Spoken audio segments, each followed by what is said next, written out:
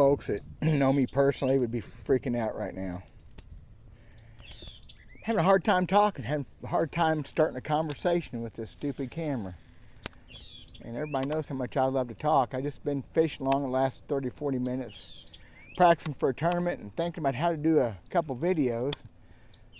Actually, one of them's been in the can, in the computer for almost a month, about a month now. And need to get going on that one, so that's what I'm going to talk about. Me and my buddy Mike fishing again. That's what we're going to do. Old school in it right now, trying to find some bass that'll bite, and we'll talk about me and Mike. Be right back.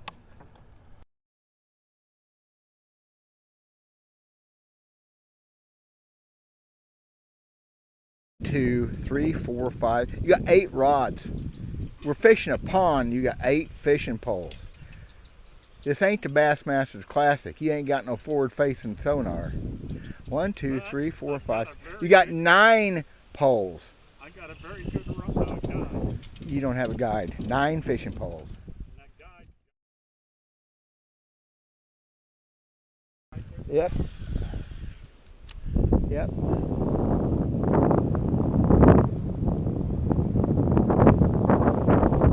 There's one. There's one on it. No, there's one on the bug though. Cool. Come up there and just ate it. I mean a jitterbug and oh, that's an early release. A jitterbug in a pond in May, that's just about as good as it gets. Yeah. Yep. That's a good fish.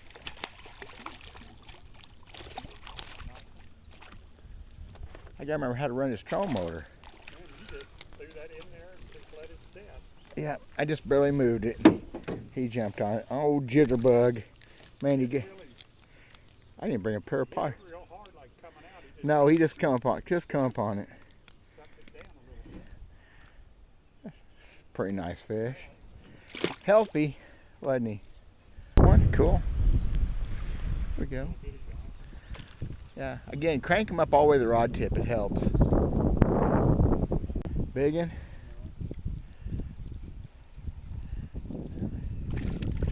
That's a nice fish. Ain't a big one, but it's a good fish. Look at there. Cool. There's one on the. Yeah, little bitty one. Yep. Little bitty one. Pat.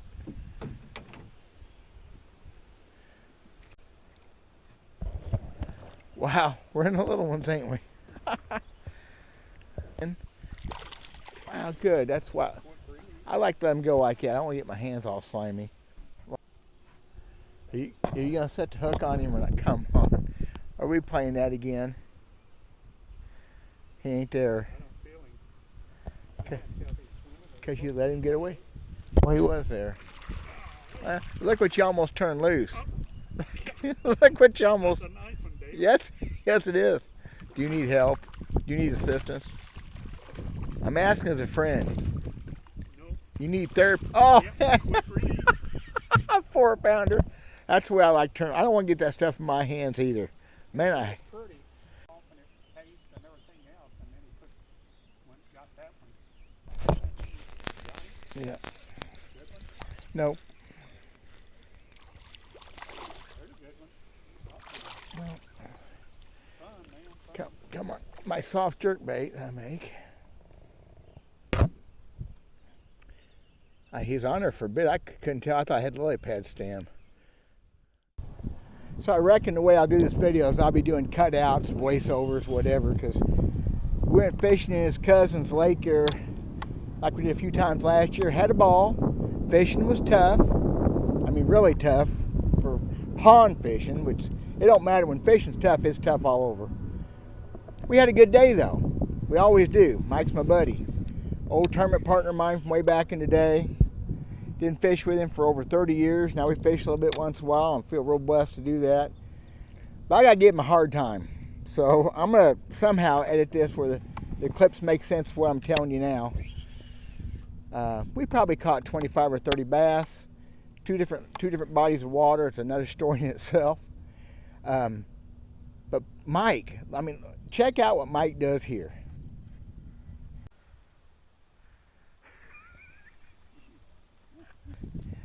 Anybody carries 9 rods and reels? Come on, you Yeah. got 15 or 20. I have about 10 in my boat, yeah. In my bass boat, yeah. I'm trying to see how many tackle boxes. 1, 2, 3, 4, 5, 6 tackle boxes. Come on. I mean, you're obviously a better fisherman than I am, so I ain't saying nothing else. So I was kind of hard on old Mike because 8 or 9 rods and reels, I don't know, 6 tackle boxes and tackle bags. I had 4 rods and reels and felt pretty guilty. One of them was a crappie rod, and one of Mike's was too. Never did fish for crappie. I mean, fishing was tough. Post spawn, post front, windy. He's been fishing that pond since he was, well, just 50, 60 years, and he said he'd never seen it so clear. Makes for some tough stuff. Enough tackle to fish a week on any lake in the country.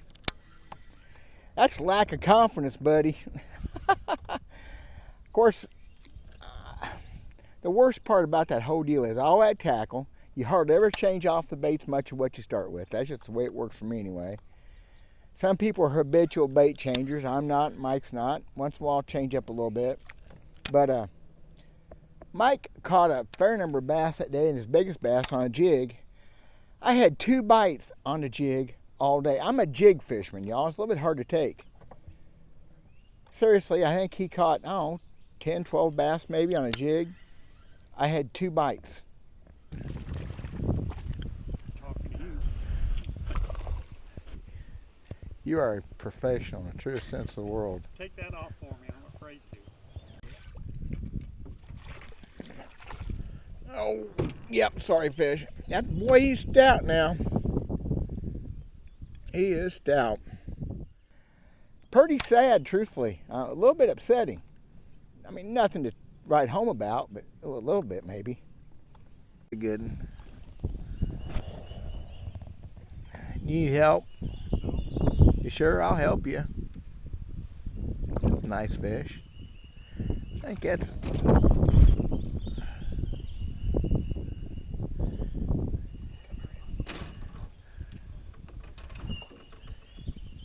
Sure you don't need help? That's a good... Oh, look at that. Muskrat. Muskrat. See him? Ain't he purty?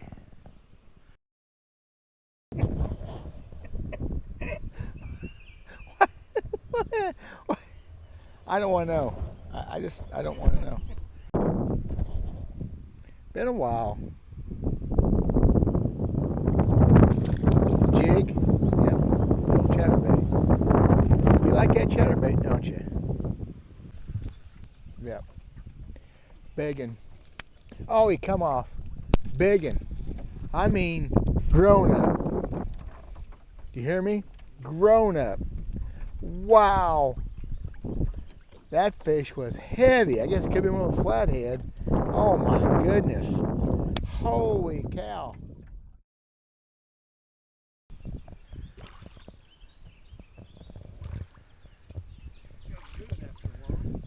Cool. Could be. Well, they wanted it swimming. Maybe we need to be swimming the jig. Now you're smacking me again. I can't get bait on the jig. What's my deal? Maybe I'm not a very good jig fisherman. There you go.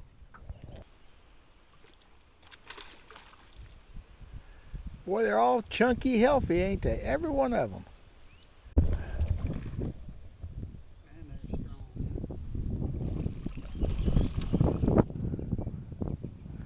Too much for you, bud? 1, 2, 3. Tackle bag weighs 25 pounds. Oh my gosh. Another count. 1, 2, 3, 4, 5, 6. And a tackle bag that weighs 20 pounds. And 9 rods and reels. Okay.